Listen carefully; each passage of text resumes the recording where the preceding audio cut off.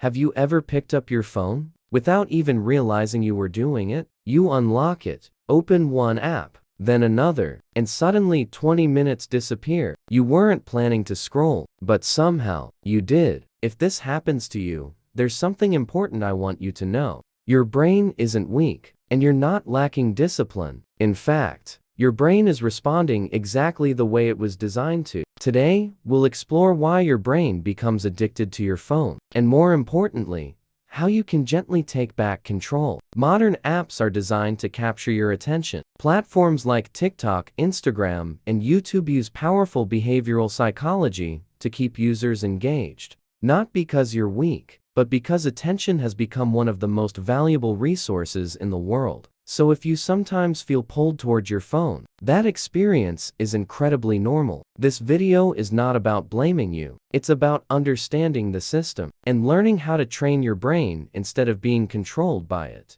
Quick note, this video is for educational purposes only and isn't a substitute for professional support if you're struggling deeply. Let's talk about the brain. You've probably heard about dopamine. Many people call dopamine the pleasure chemical, but that's actually not quite accurate. Dopamine is more about anticipation and motivation. It's the signal that tells your brain, something interesting might happen. Go check. Now imagine a slot machine. You pull the lever. Sometimes you win, sometimes you don't. That unpredictability keeps people playing. Psychologists call this a variable reward schedule, and it's incredibly powerful. Your phone works in a very similar way. You open an app. Maybe there's a message, maybe there's a like, maybe there's something funny, or maybe there's nothing, but your brain doesn't know what's coming, and that uncertainty creates dopamine. Now add 3 more ingredients: novelty, social approval, infinite scroll. There's no natural stopping point. Your brain never receives the signal,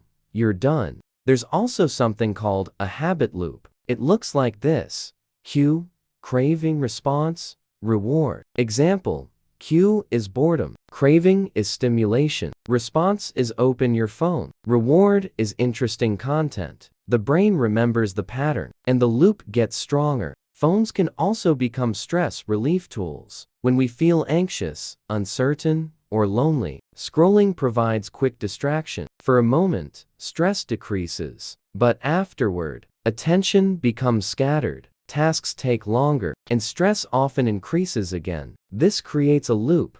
Stress leads to phone usage, which offers temporary relief, but results in more stress. Another concept is attention residue. Every time you switch tasks, part of your mind stays with the previous one. So constant phone checking makes deep focus harder. Let's pause for a small exercise. If it's safe, take a moment to think about your own habits. Ask yourself 3 questions. First, what are the 3 apps you open most often? Second, when do you usually check your phone? Is it when you wake up? When work feels difficult? When you're waiting in line? Third, what emotion usually comes just before you open the app? Boredom? Stress? Loneliness? Avoiding a task? This moment right before you open the app is incredibly important, because awareness is the first step toward change. Now, let's talk about practical tools. Tool 1: make it harder. Increase the effort required to open distracting apps. Habits rely on convenience. When something becomes slightly harder, the brain pauses. Remove social apps from your home screen.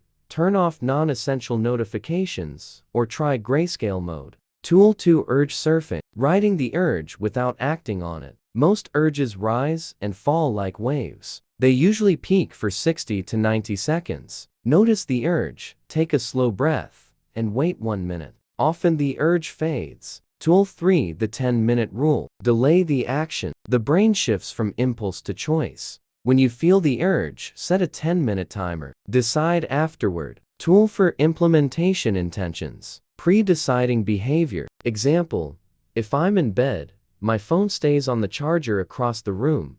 The brain follows clear rules better than vague intentions. Tool 5: environment design. Changing your surroundings. Create a charging station outside the bedroom. Environment shapes behavior more than willpower. Tool 6: focus sprints. Structured work sessions. 25 minutes work, 5 minutes break. Short boundaries make focus easier. Tool 7 Mindset Reframe. Instead of blaming yourself, ask, what small change would make the right choice easier? Your brain is incredibly adaptable. It learns from repetition. With awareness, small changes, and patience, your brain can learn new patterns. And little by little, you can reclaim your attention. If this video helped you, comment below.